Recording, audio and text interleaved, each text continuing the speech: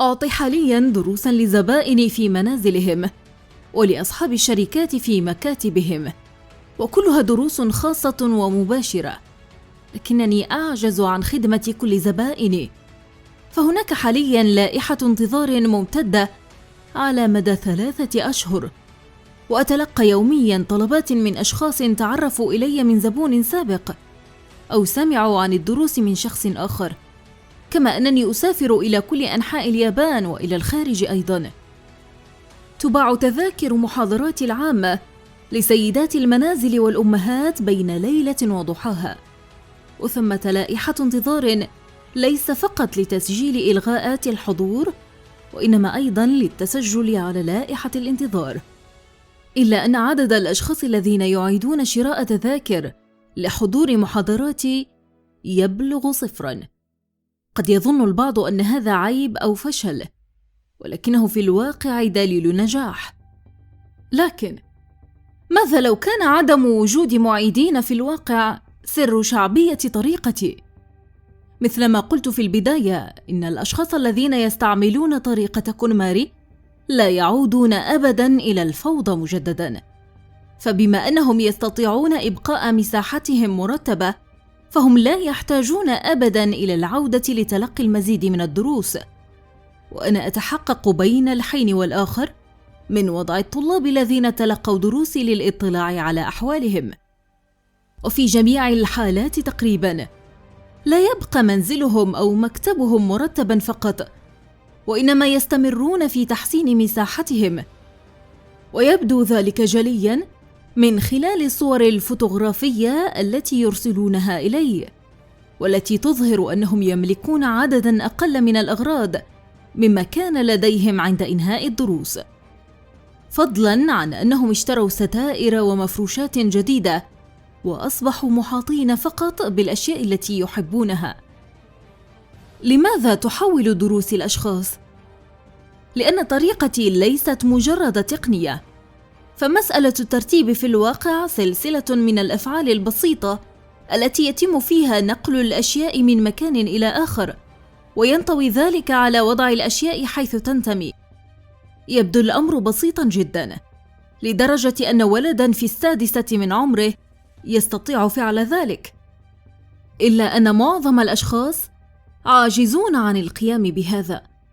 فبعد فترة وجيزة من الترتيب تطغى الفوضى العبثية على مساحتهم مجدداً، والسبب ليس الافتقاد إلى المهارات، وإنما الافتقاد إلى الوعي وعدم القدرة على الترتيب بفاعلية.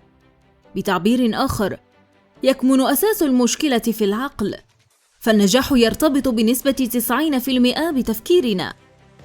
وإذا استثنينا القليلين المحظوظين الذين ولد التنظيم معهم بصورة فطرية، فإن العودة إلى الفوضى أمر محتم إذا لم نعالج مسألة التفكير، مهما رمينا من أشياء أو نظمنا الأشياء بطريقة ذكية. إذن كيف يمكنك اكتساب النوع الصحيح من التفكير؟ ثمة طريقة واحدة فقط، والمفارقة هي أنها تقوم على اكتساب التقنية الصحيحة.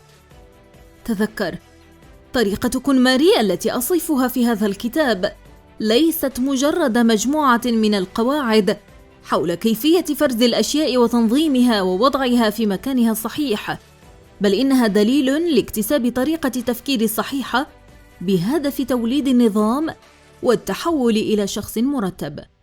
طبعاً لا أستطيع ادعاء أن كل طلابي باتوا مثاليين في فن الترتيب، فلسوء الحظ توجب على بعضهم التوقف لسبب أو لآخر قبل انتهاء الدورة، وغادر بعضهم لأنهم توقعوا مني أن أنجز العمل نيابة عنهم. لكن بصفتي مهووسة ومحترفة في التنظيم، أستطيع القول لك الآن إنني مهما حاولت تنظيم مساحة شخص آخر، ومهما كانت طريقة التخزين التي أنصح بها مثالية، فأنا لا أستطيع أبداً ترتيب منزل شخص آخر بالمعنى الصحيح للكلمة. لماذا؟ لأن إدراك الشخص ومفهومه لأسلوب عيشه أكثر أهمية من أي مهارة في الفرز أو التخزين أو ما شابه. فبالفعل يرتبط الترتيب بالمفاهيم الشخصية لأسلوب العيش الذي يريده الشخص. يفضل معظم الأشخاص العيش في مساحة نظيفة ومرتبة، وأي شخص نجح في ترتيب مساحته ذات مرة سيتمنى دوما لو أنه أبقاها هكذا.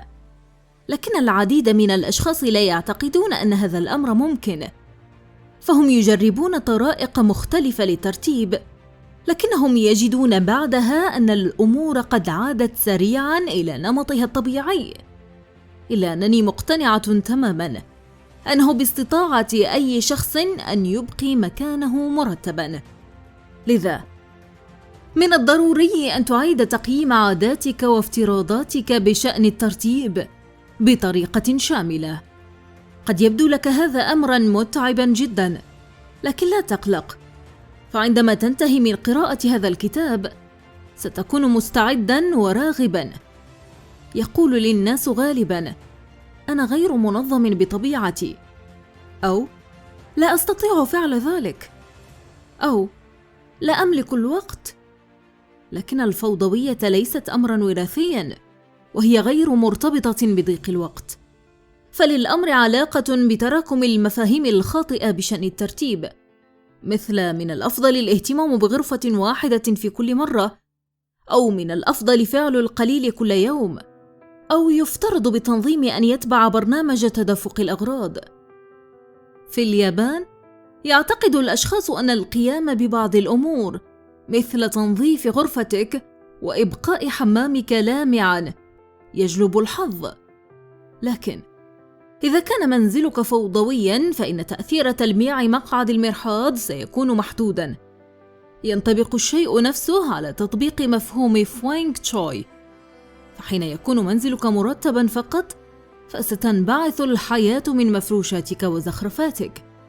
عندما تنتهي من ترتيب منزلك سوف تتغير حياتك بطريقة جذرية، وبعدما تختبر ما يعنيه فعلا امتلاك منزل مرتب سوف تشعر أن عالمك كله أصبح ساطعا ولن تعود مرة أخرى إلى الفوضى.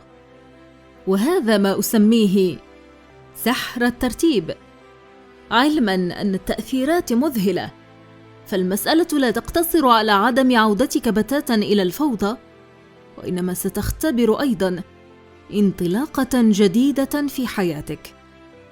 هذا هو السحر الذي أريد مشاركته مع أكبر عدد ممكن من الأشخاص.